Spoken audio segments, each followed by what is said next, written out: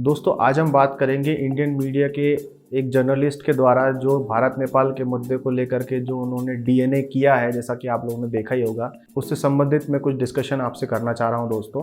तो दोस्तों वीडियो को पूरा ज़रूर देखिएगा, वीडियो थोड़ा लंबा हो जाएगा पर प्लीज़ शुरू से लेकर अंत तक ज़रूर देखिएगा। नमस्कार दोस्तों, मेरा नाम है सचिन और आप सभी का स्वागत है मेरे यूट्यूब चैनल सचिन यूनिक में। तो चलिए दोस्तों शुरू करते हैं वीडियो।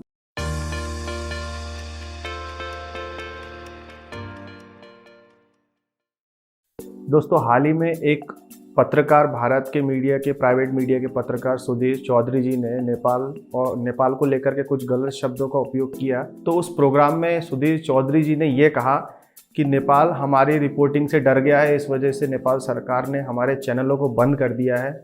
तो ये कहाँ तक सही है दोस्तों, आप खुद ही बताएं।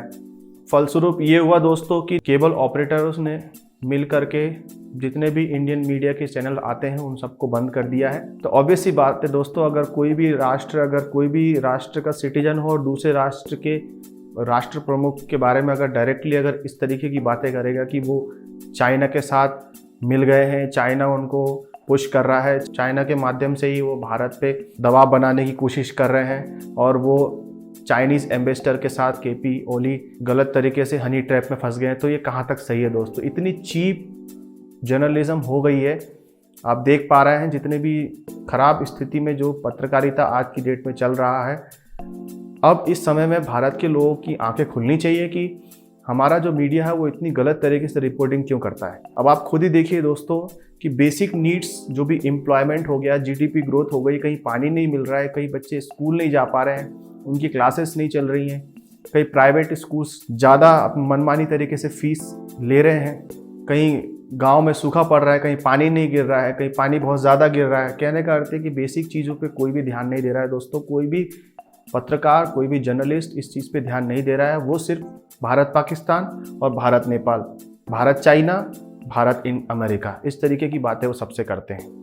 तो आप बताइए कि कहाँ तक सही है। किसी भी एक देश की प्रेस मीडिया को क्या ये चीज़ करना शोभा देता है। तो दोस्तों नेपाल के जितने भी केबल ऑपरेटर्स हैं उन लोगों ने इंडियन प्राइवेट मीडिया चैनल्स को बैन कर दिया है। वो लोग अपने केबल ऑपरेटर के माध्यम से किसी को ये चैनल नहीं दिखा रहे हैं। सिर्फ एक चैनल को छोड़ करके, जो कि दूरदर्शन भारत का जो सरकारी पत्रकार संबंधित चैनल है, वो जो पत्रकारिता करता है उसको बंद नहीं किया है, वो सब अच्छी तरीके से दिखा रहे हैं।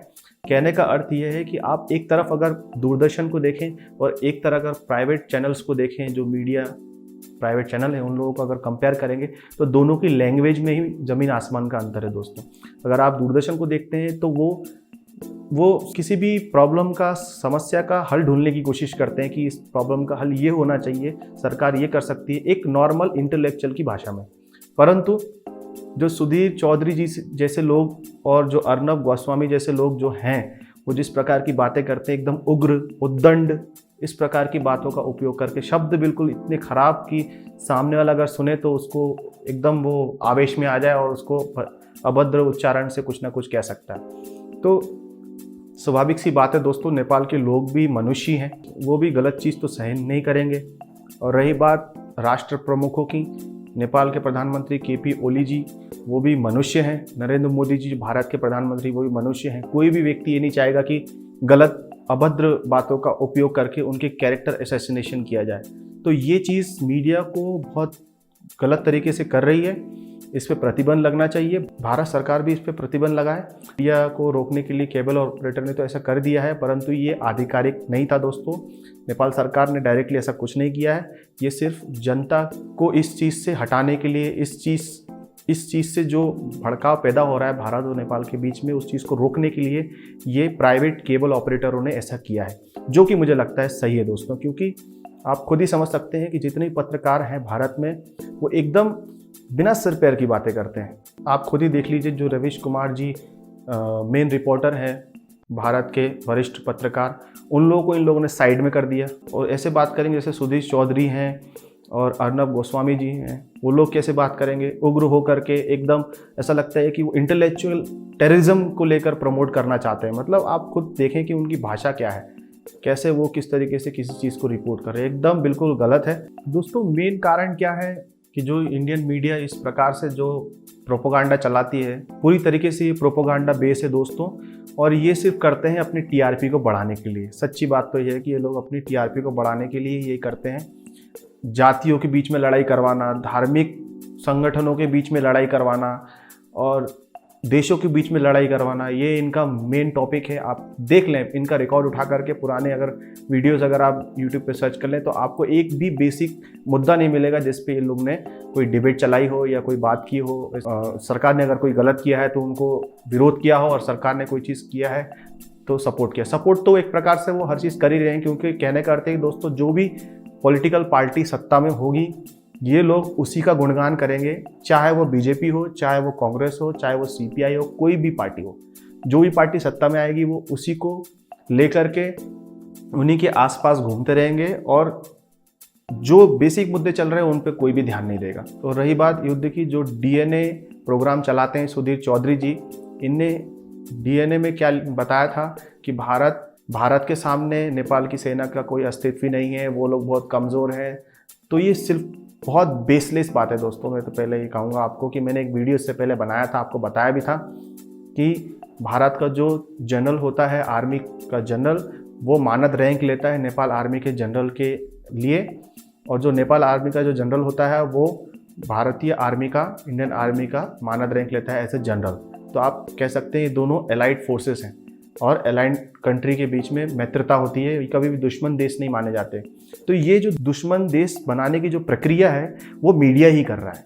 अब एक बात बताइए दोस्तों, अगर मीडिया अगर इस तरीके की बात करेगा, जो भी विरोध फैलाएगा नेपाल के प्रति, नेपाल को ऐसा बोलेगा कि हम सेना परिचालित कर देंगे और सेना के माध्यम से हम नेपाल से काला पानी छीन लेंगे, तो ये बिल्कुल गलत बात है। सेना कभी भी इस प्रकार की कार्रवाई करेगी नहीं। ना भारतीय सेना ने ऐसा कुछ कहा कि हम युद्ध करेंगे, ना नेपाली सेना ने कहा कि हम युद्ध करेंगे। एलाइड कंट्री कभी भी लड़ नहीं सकती दोस्तों। ये चीज़ मैं मान सकता हूँ कि ये पाकिस्तान के साथ हो सकता है, भारत पाकिस्तान के साथ लड़ाई हो सकती है, क्योंकि पहले से ही युद्ध लड़ चुके हैं दोनों देश। चाइना के साथ हो सकती है क्योंकि चाइना से भी लड़ाई हो चुकी है, पर नेपाल के साथ कभी नहीं हो सकती दोस्तों, क्योंकि भारत के 1962 की लड़ाई के दौरान ही नेपाल के राजा महेंद्र ने भारतीय सेना को सहयोग किया था, काला पानी में पोस्ट लगाने के लिए अनुमति दी थी। तो आप कह सकते हैं क्या ये लड़ाई होगी कभी? तो दोस्तों जिस प्रकार की ये जो प्रोपोगंडा चल रही है देश में, और ग्लोबली जो लोग देख रहे हैं, जितने भी नेपाली होंगे या जितने भी नेपाल में नेपाली हैं, वो सब इन लोगों ने जो देखा ये चैनल के द्वारा, जितने भी ये प्रोपोगंडा देखे, इससे सिर्फ उनके दिमाग का परिवर्तन ही हुआ एक प्रकार से, और वो न चाहते हुए भारत के खिलाफ ही उनकी सोच बड़ी होगी। आप खुद ही सोचिए कि सरकार ने तो कुछ बोला नहीं, ना गृह मंत्री ने कुछ बोला, ना प्रधानमंत्री जी ने कुछ बोला। ये सिर्फ मीडिया ही है जो एक ही बार में तैयार हो गई कि लड़ना है, हमें लड़ना है, हमें लड़ना है। अब आप बताइए कि लड़ना किसी चीज़ का हल होता है क्या? हम जैसे जो संपन्न देश, जो भारत एक परमाणु संपन्न देश, वो क्या किसी गरीब देश से लड़े कि सही होगा? आप खुद बताएं। बिल्कुल गलत बात है। ये बिल्कुल एक तरीके से देखा जाए तो इंटरनेशनल पॉलिसी के खिलाफ है। जो भी मुद्दा है, जो भी बात है, फैक्ट्स सबके सामने है, सच्चाई सबके सामने है। आप चाहें तो आई बटन पे क्लिक करके वीडियो देख सकते हैं, मैं वीडियो डाल दूंगा, मैंने इस विषय में वीडियो बनाया है। और टेबल पे बात की जा सकती है दोस्तों, क्योंकि भारत अपने आप में बहुत बड़ा देश है। 32 लाख स्क्वायर किलोमीटर क्षेत्रफल अप्रॉक्स के आसपास भारत का क्षेत्रफल है, और नेपाल का लगभग 1,47,000 के आसपास स्क्वायर किलोमीटर में क्षेत्रफल है। फिर भी एरिया वाइज भी इंडिया बड़ा है, नेपाल भी उस हिसाब से है। और नेपाल की जनसंख्या 2-2.5 करोड़ के आसपास है, और भारत की जनसंख्या आप जानते ही हैं 135 करोड़ हो जाएगी। तो इस प्रकार के बातें करना, इस प्रकार के मीडिया के द्वारा इस प्रकार के तूल देना बिल्कुल गलत है। और हाल ही में आपने देखा होगा कि भूटान को लेकर के भी इनने कितने गलत एलिगेशन लगाए थे कि भूटान ने हमारा पानी रोक दिया। अब आप बताइए, भूटान एक ऐसा देश जिसकी फॉरेन पॉलिसी भारत डिसाइड करता है। अब आप खुद सोचिए, जिसकी फॉरेन पॉलिसी भारत डिसाइड करता है, क्या वो भूटान कभी भारत के प्रति विरोध में जाएगा? कभी कि भारत के विरोध में ऐसा कोई कार्य करेगा? नहीं। पर ये क्या था, उस पानी को लेकर के सिंचाई करना चाह रहे थे अपने देश में, और मीडिया तो सर्वज्ञाता है, वो तो पता नहीं किस तरीके की बातें करते हैं, और उनने डायरेक्टली एलिगेशन लगा दी कि भूटान इतना कमज़ोर। देखा जाए तो दोस्तों, हमने रिलेशन सबसे बिगाड़ लिए हैं। हमने पाकिस्तान से बिगाड़ ली, पाकिस्तान तो खैर अपना दुश्मन ही है, पाकिस्तान से बिगाड़ लिए, चाइना से बिगाड़ लिए, नेपाल से बिगाड़ ही रहे हैं, भूटान से भी थोड़े बहुत बिगड़ रहे हैं। पानी को लेकर के आपने इतनी बात कर दी। श्रीलंका न्यूट्रल रहता है, श्रीलंका कभी भी भारत के मैटर में कुछ बोलेगा नहीं, ना कभी सपोर्ट भी नहीं करेगा, ना किसी भी मैटर में यूनाइटेड नेशन को नहीं करेगा सपोर्ट। ठीक है, मालदीव से भी आपके संपर्क खराब हैं। और रही बात ये बांग्लादेश से, बांग्लादेश में भी आप नागरिकता से रिलेटेड कुछ कानूनों में मतभेद है, वहाँ पे भी डिस्प्यूटेड्स हैं। बॉर्डर से रिलेटेड बात, जो बॉर्डर से रिलेटेड जो चीज़ें हैं वहाँ पे भी डिस्प्यूट हैं। तो इन मतभेदों को लेकर के हम अपने पड़ोसियों को ही नहीं समझ पा रहे हैं और बाहर के देशों के पास जाकर के हम हाथ मिला रहे हैं, उनसे मिलना है। एक बात बताइए कि जब पड़ोसियों को ही हम लेकर के नहीं चले तो फिर बाहर के देश तो फ़ायदा उठाएंगे ही ना। तो चाइना भी उठा ही रहा है, अमेरिका भी उठा ही रहा है, रशिया भी उठा ही रहा है। मैं किसी देश को ये नहीं कहूँगा कि वो अपना एलाइड नेशन है, पर मेरा कहने का अर्थ यह है कि जितने भी हमारे पड़ोसी देश हैं जिनसे हमारे मधुर संबंध हैं उनको हमें साथ लेके चलना है। देखिए, मुद्दे कुछ भी हो सकते हैं, मुद्दों के बारे में सोचना, समझना, हिस्टोरिकल फैक्ट्स खंगालना, ये मेन होता है कि उसका सॉल्यूशन क्या है। हम आज की डेट में डिप्लोमेट्स तैयार नहीं कर रहे हैं। आप खुद ही जानते हैं, आप सब देख रहे होंगे कि कोई भी डिप्लोमेट्स नहीं बन रहा है। सिर्फ एक पक्ष के प्रति सोच करके और अपने ही बारे में सोचना, ये ट्रेंड में चल रहा है दोस्तों। ये सब प्रोपोगंडा के माध्यम से होता है। तो ये सब प्राइवेट मीडिया कर रही है दोस्तों। इन सब से अवेयर होना है, बचना है, इन लोगों की बात का ध्यान नहीं देना है। नेपाल सरकार ने तो ऐसा नहीं किया, सिर्फ वहाँ के केबल ऑपरेटर्स लोगों ने इस चैनलों को बैन किया हुआ है। और मैं तो ये कहूँगा कि भारत सरकार को भी इन पे लगाम लगानी चाहिए। हम लगाते भी हैं तो किस पे लगाते हैं हम लगाते हैं तो एनडीटीवी जैसे चैनल पे, जिसने हमेशा अच्छी खबर ही बताई है, जिसने धरातल की स्थिति के बारे में बताया है कि जनता किस तरीके से परेशान है, पानी नहीं मिल रहा, बिजली नहीं मिल रहा, बेरोजगारी है देश में। उस चीज़ के बारे में दोस्तों कोई बात नहीं करेगा। इतना बड़ा घोटाला हो गया पीएमसी बैंक का, उसके बारे में कोई बात नहीं करेगा। क्या इस चीज़ के बारे में बात करना सही नहीं है? इस चीज़ के बारे में कोई भी डिबेट नहीं होती है, सिर्फ फालतू की बातों पे ध्यान होता है। तो मेरा ऐसा मानना है दोस्तों, नेपाल तो ठीक है, बात की बात है, नेपाल के लोग तो अभी परेशान हुए हैं इंडियन मीडिया से, पर मुझे लगता है कि सबसे ज़्यादा पीड़ित जो है वो भारत की जनता है। भारत की जनता इससे सबसे ज़्यादा पीड़ित है। उन्हें ये समझना पड़ेगा कि हमें जिस प्रकार की न्यूज़ बताई जा रही है वो गलत है। अपने विवेक का उपयोग करके उन लोगों को इन सब चीज़ों पे बिल्कुल पैनी नज़र रखनी चाहिए कि क्या ये चीज़ हमें जो कन्वे की जा रही है सही है, क्या इस पे विश्वास किया जाए, क्या ये सही है, क्या ये नहीं है।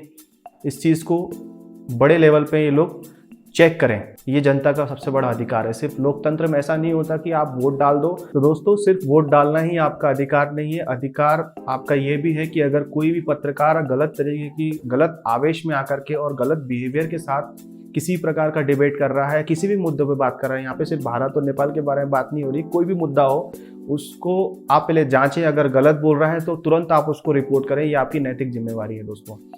तो हो सके तो इन जितने भी ये प्रोपोगंडा ये लोग चला रहे हैं, आप इन पे किसी भी तरीके से इनका अटेंशन ना लें, और कोई भी अटेंशन ना लेने के साथ साथ आप एक तरीके से बायकॉट ही कर दें, देखें ना इनको। कोशिश ये होनी चाहिए कि भारत और नेपाल के बीच में जो भी संबंध है वो हमेशा के लिए अच्छे बने रहें दोस्तों। इसीलिए मैं आज आपके सामने आकर के मैंने इतनी बात करने की कोशिश की है, क्योंकि मैं खुद अपने आप में सोच रहा था कि ऐसा हो रहा है, ऐसा क्यों गलत हो रहा है, और ये चीज़ हमें क्लैरिफाई करनी ज़रूरी है। और दोस्तों, सुधीर चौधरी जी ने जिस प्रकार की न्यूज़ रिपोर्टिंग की थी नेपाल के खिलाफ, गलत अवधारणाओं को आगे रख करके जो बातें की थी, उसके बारे में इनने कोई भी माफ़ीनामा ऑफिशियली नहीं दिया है दोस्तों। इनने सिर्फ जाकर के ट्विटर पे जाकर के एक छोटे से कोने में जाकर के लिख दिया है कि मैं आवेश में आकर मैंने ऐसा कह दिया है, इससे नेपाल की जनता परेशान है। सिर्फ इतना ही उनका कहना है। ये आप देख सकते हैं ट्विटर में इस प्रकार है। तो दोस्तों, हम कभी भी ये समझते नहीं है, हम तो माफ़ी मांगते ही नहीं है कभी कि हम किसी को गलत बोल देते हैं, भरा बुरा बोल देते हैं। उसको हम ये नहीं सोचते कि उसको क्या हमने जो बोला वो सही था, उसको बुरा लगेगा, उससे माफ़ी कभी मांगना तो है ही नहीं, ये मीडिया के नेचर में ही नहीं है। तो थोड़ा सा ग्रोन अप हो करके इनको सोचना ज़रूरी है, और पत्रकारिता की असली डेफिनेशन क्या है इन्हें सीखना चाहिए। इनको अभी तक नहीं पता है कि पत्रकार क्या होते हैं, पत्रकार किस तरीके से पत्रकारिता करता है, किस तरीके से निचले लेवल से लेकर के ऊपरी लेवल तक बात करता है। वो सिर्फ प्रोपोगंडा ही चला रहे हैं। ये प्रोपोगंडा ही है दोस्तों। इससे बचना आपका कर्तव्य है। किस तरीके से आप बचें, उल्टे खबर पर ध्यान ना दें। अच्छी चीज़ हो प्रोत्साहन कीजिए, गलत चीज़ हो तो रिपोर्ट कीजिए। तो दोस्तों, ये थी जानकारी इस प्रकार के ट्वीट के बारे में जो सुधीर चौधरी जी ने की थी। तो दोस्तों, आप इस वीडियो के बारे में क्या सोचते हैं प्लीज़ ज़रूर कमेंट में लिखिएगा, और अगर आपको वीडियो अच्छा लगा हो तो प्लीज़ लाइक ज़रूर कीजिएगा, और अगर आपने मेरे चैनल को अभी तक सब्सक्राइब नहीं किया है तो प्लीज़ सब्सक्राइब करके बेल आइकन पर क्लिक करना ना भूलिएगा दोस्तों। फिर मिलूंगा नए वीडियो के साथ, नए नॉलेज के साथ। तब तक के लिए अलविदा।